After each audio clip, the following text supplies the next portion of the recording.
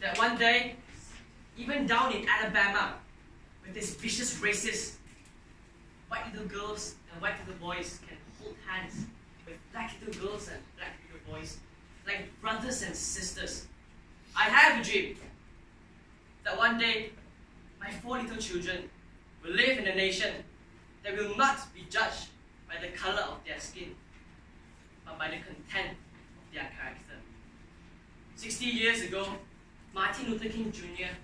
spoken these words on the steps of the Lincoln Memorial. And half a century later, we ask ourselves this question: do you enjoy basic civil rights? Yes. Do you treasure having a voice in criticizing the government? Do you hope to be treated equal as other countrymen? Yes. Ladies and gentlemen, 60 years ago, in a country where freedom of speech was placed as their first amendment, these very rights were stripped away from people of black descent, and they were treated as second-class citizens. The last bullet echoed through the southern sky after 4 years of bloody civil war. Slavery will be abolished and all men will be free, proclaimed Abraham Lincoln, before being shot a night later. However, the millions and thousands of African Americans forcefully kidnapped the continent, being free doesn't necessarily mean being equal. Have a guess, ladies and gentlemen. What was the highest paying job for a black man in 1960 America? You would think, is it a banker, an entrepreneur, or maybe a doctor? Unfortunately, no. A train conductor. Even though black people lived in a booming and prosperous economy, they were sidelined and discriminated financially. Even though black people lived in a democratic nation, they were barred from voting in any elections.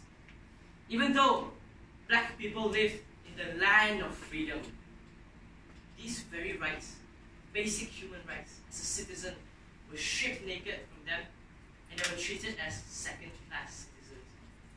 In 1956, a man was hung to death just for quarreling with a white woman.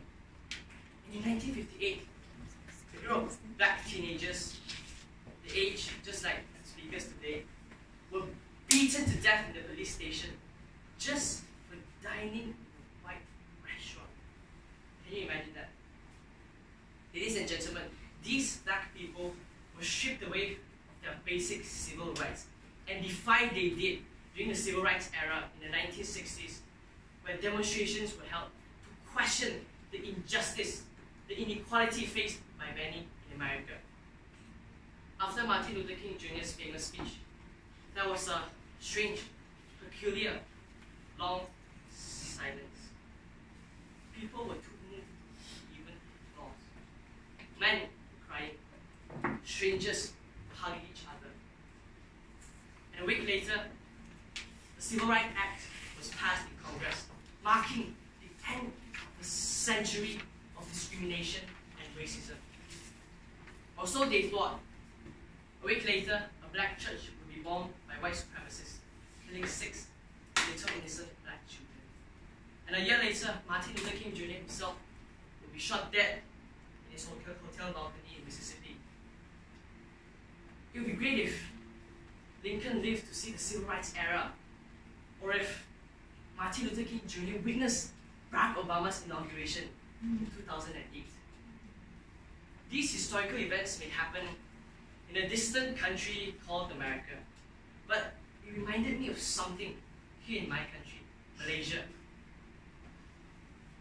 where after Merdeka, after 1969, after Reformasi, after Hindraf, and after Bersih, after 509, our political debate remains spinning around religion, and our society remained divided over race. After all, Black Lives Matter remained a controversy and heated debate in America. Just like how quotas, official language, the Jawi topic, and Bumi Putra rights remain relevant after 62 years of independence. Ladies and gentlemen, I have a dream where from the bustling streets of Chang Valley to the mountain regions of Sarawak, every Malaysian should be treated equally.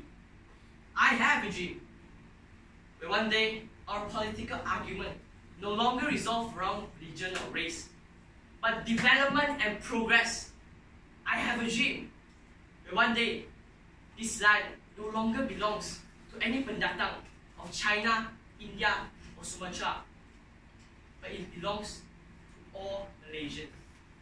I have a dream that the rakyat of this country, no matter if you're a Chinese, a Malay, Indian or Karazan, you like to eat nasi lemak or nasi biryani, you like to eat teh tarik or kopi o, you come from Penang or mainland, or you come from Sarawak, Sabah or Peninsula Malaysia, I say you can all unite under the flag of Jalur Gemilang, under the oath of Rukun Negara, and under the song of Negara. We can all unite under the country of Malaysia. After all, America didn't become what she is today without a man that voiced out, that fought and stood on the stage and said, I have a dream.